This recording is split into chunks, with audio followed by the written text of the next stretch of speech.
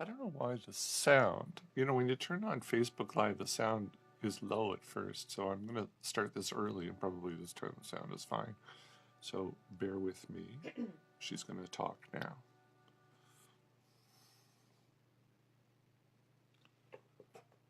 We've been listening to Falco's Masks and Burgomask's Suite, Opus 112, played by the Academy of St. Martin in the Fields, conducted by Sir Neville Mariner. 呢一首係佛瑞嘅戴面具者與貝加莫人，作品編號112，由馬田拿率領聖馬田新號完成演出。So right now it is coming up to 44 minutes past 8. It's a Thursday, and film critic Howard Elias is in the studio. Good morning. Good morning. Okay, so do begin.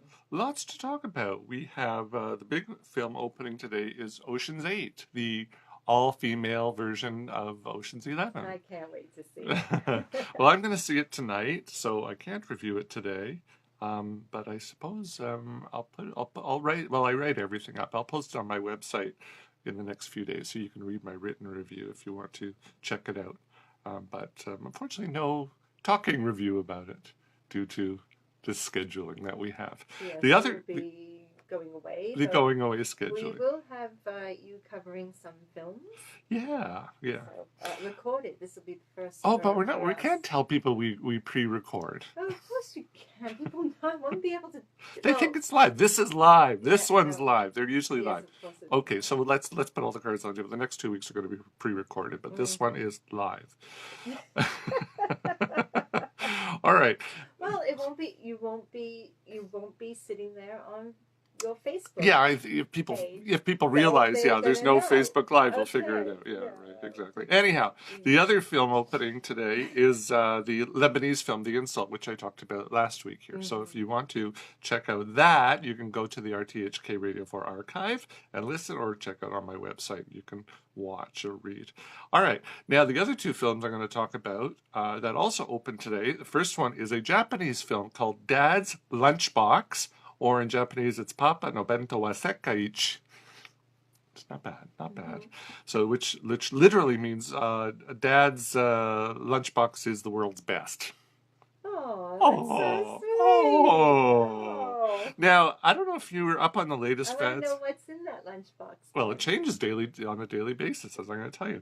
Now, if you're up on the latest fads coming from Japan, and God knows there's like one every day, you're probably already aware of something called Papa Ben. Do you know what Papa Ben is? No. Papaben. It's a contraction of Papa no Bento, which is Dad's lunchbox. Okay. So Papa Ben, you can Google it. You'll read all about it. Now, what Papa Ben is, a few years ago, a Japanese father got it into his head to start making lunch for his child. And like most things in the country, the idea took off, got very competitive very quickly, and became elevated to an art form. Because, the Japanese are so... Do they have a reality TV show about it? I wouldn't be surprised. Actually, that's not a bad idea. That's not a bad idea. I wouldn't be surprised. But if you do a search on YouTube for bento box, you will find hundreds of tutorial videos on how to ensure that your little angel is the envy of all the other kids in the classroom. So, now the story is, this is all true, although... Yeah. Now, this story is fiction, but the germ of the story is true. There is a man, he's still alive. His name is Tokikatsu Otsu. He's the man behind this whole thing. So he's a single salary man, and he had been making lunchboxes for his teenage daughter Midori throughout her high school years. And on her graduation day, about 2 years ago, this is true, she decided to post to Twitter a photo of his final bento, along with her own words of thanks to her dad. Now, that tweet went viral, and it wasn't long before she had 350,000 followers, including dads all over Japan who cried when they read her note. Japanese men can be so sentimental when they want to be. Now, the Otsu story has been turned into this film, which is very appropriately called Dad's Lunchbox. Now, in this story, it begins a little bit strange because it starts off, we see the father, who's played by Japanese hip-hop artist Toshimi Watanabe. Now, I had no idea who he is, so I Googled him, and he really is, he's like the godfather of hip-hop in Japan. Who knew? So we see the father sitting in a restaurant booth with a woman.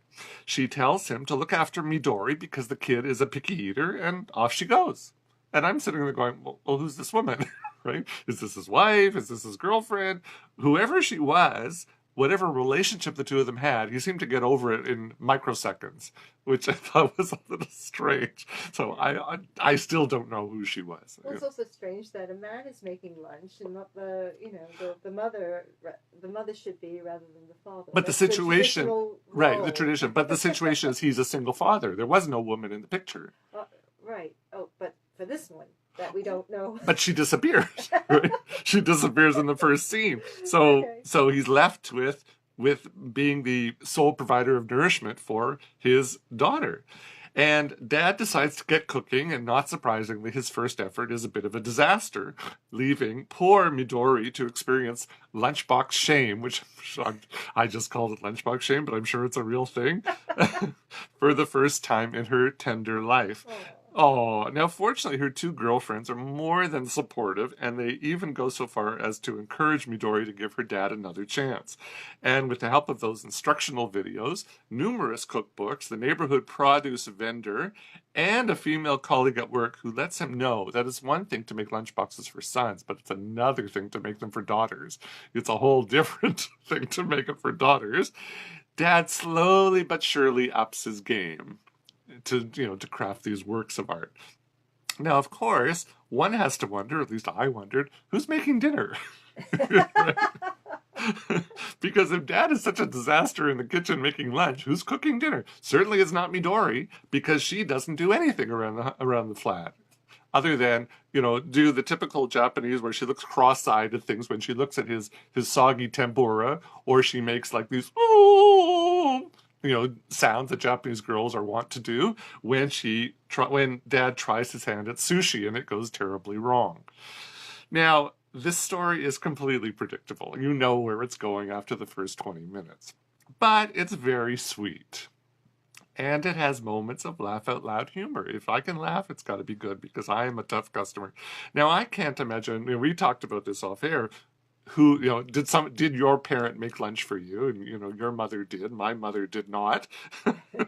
My father definitely didn't. So, I think in that respect, I think it's quite sweet. And the fact that the father took time to make lunch for his daughter every day for 3 or 4 years and turn it into a work of art. I mean, that's sweet. For example, like what did she have one day that she opens up this lunchbox and what was in it? What did it look like? I mean, was it wrapped in beautiful kind of like paper and that kind of thing? No, like they have molds. They have molds. So you can have rice that looks like bunny rabbits and that kind of thing. that thing. Okay. Or he, and everything is chopped so finely. Or he would take sushi and spell words with the sushi. Like there's one scene. Oh, no, I'll tell you. So there's one scene where he feels that she's put on too much weight. So he writes in sushi, "You're fat."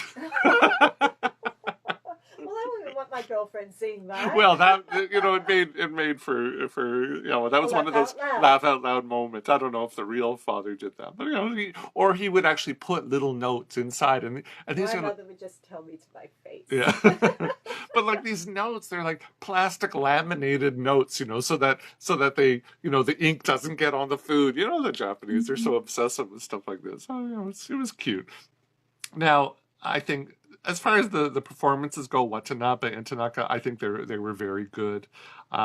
Interestingly, Watanabe, the actor who plays the father, he's a noted Papa Ben practitioner himself, and he wrote a book on the lunchboxes he made for, I think, his son, not his daughter. That he wrote a book, and it was published in 2014, complete with photos. So he's this is a big thing, Papa Ben. I don't know if it's a thing in Hong Kong. I guess kids bring lunch to school in Hong Kong, don't they? I don't know. Maybe. Maybe. Probably. in some schools Yeah. to provide. Right. Yeah, that's what I'm thinking. Yeah. Now, my disappointment with the film, however, comes from the complete lack of character development. We never see Dad and Midori have a conversation about anything other than bento boxes. Um, she doesn't seem to mature either. So the film takes place over 3 or 4 years. I don't know how many years is high school in Japan. 3 or 4 years. She gets a boyfriend along the way, but at no time that we see at any rate does she step up and contribute to the bento crafting responsibilities. She doesn't encourage her dad to get a life outside of the home or the office. You think, look, Dad's a single guy. You think you'd want to say, look, Dad, I'll do this. You go and have a life. Go go find a girlfriend or whatever. I don't know. I was disappointed with that.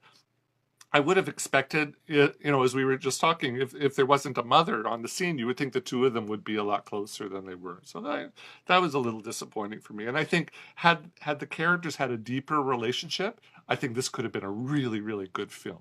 But as it is, it's a fun film. It's a light film. It's not the best Japanese film you're going to see this year, but you know what? It's fun. It's good. It's enjoyable. Go check it out. So. That's called Dad's Lunchbox. And certainly go onto YouTube and search for Papa Ben or bento boxes and you will be amazed. Or maybe you won't be amazed. I was amazed. Now we're going to shift gears to something completely different. A few weeks ago, I mentioned that somebody is doing a remake of the 1974? 1974 film Death Wish, which starred Charles Bronson. And that film is opening here today, amazingly. Can't believe they did this, but they did. Have you seen the original? Oh, I saw a long time ago. I vaguely remember. Did you? Yeah, me too. Yeah. A long time ago. And then there were a few sequels which were horrible. The first one was good, and the others got progressively worse. So this is a sort of an updating, a reimagining. The location has shifted from New York to Chicago. Although I understand the book that the story was based on was set in Chicago. So it's directed by Eli Roth, who people might know from Quentin Tarantino's film *Inglourious Basterds*. He is a director more than he's an actor, and he's noted for his hyper-violent, gory films, and this is a hyper-violent film. And I would say gory, but hyper-violent, and he's into I would say let's call it torture porn. This is his sort of hallmark, is torture porn. Yeah, oh dear. And there is a scene here that I would say is torture porn. So now, in case you don't follow the news, America has a problem with gun violence. Did you know? Mm-hmm. I think the whole world knows. I think even Kim Jong-un knows. Now, here's something I learned. According to the website gunviolencearchive.org, there's a real website called gunviolencearchive.org, on June 11th, which was Monday, on Monday, in America, there were 60 incidents of gun violence, resulting in 20 deaths and 40 injuries. That's one day in America. Crazy. Now, some politicians and political pundits would like to tell you it's a mental health problem, but every country has mental health problems, except maybe Bhutan, because they're the happiest country in the world. But no country has as many gun deaths as America, in case you didn't know. Crazy. So the timing of the release of this remake couldn't be worse, or perhaps it couldn't be better. It depends on which side of the debate you fall on. If you're pro-gun control or if you're anti-gun control. You might love this film. Now, much like the original version, this updated story doesn't hold anything back. It's right in your face. As I said, it's now set in Chicago, and it makes sense because in 2016, Chicago saw 3,550 shooting incidents and 4,349 shooting victims. Incredible. Absolutely incredible. Apparently, it's gotten better now. It's in the 2000s now. But it's still insane. And those numbers are both higher than Los Angeles and New York, and those are larger cities than Chicago. Now, in this film, the story's anti-hero is still Paul Kersey. The name hasn't been changed, but instead of being an architect, which Charles Bronson was in the original film, Paul Kersey, now played by Bruce Willis, is a trauma surgeon. Oh, he saves the lives of both the victims and the shooters. Now, one night, while Paul is working at the hospital, 3 masked men enter his house, ostensibly to rob it. In the process, they threaten his wife, Lucy, played by Elizabeth Shue, and his daughter, Jordan, played by Camilla Maroney. I don't know who she is. I think this is her first film. She was cute. I liked her. But things go sort of amiss, and they shoot the 2 women, killing Lucy, the mother, and putting Jordan, the daughter, in a coma before taking off with the contents of the family's safe. Now, as much as police would like to solve the crime, Paul believes that justice can only be had if he takes it into his own hands. You're nodding up and down. This is so typical. So the man who saves lives during the day becomes a vigilante at night, protecting Chicago's vulnerable from the city's gangs and various thugs. Now, this film is completely tone deaf. Because in the wake of the Parkland shooting and all these other school shootings, you got to wonder, how could they come up with a film like this? This film is a love letter to the NRA, plain and simple. I don't know if Eli Roth is pro-gun. I don't know. But certainly you're going to have NRA supporters go, yeah, yeah. And I was reading comments, like people who've seen the movie in the States. It's like split right down the middle. You have the ones who are pro-NRA going, wow, this is great. I would do the same thing. And you are others on the other side going, what the, this is horrible. I'm on the other side.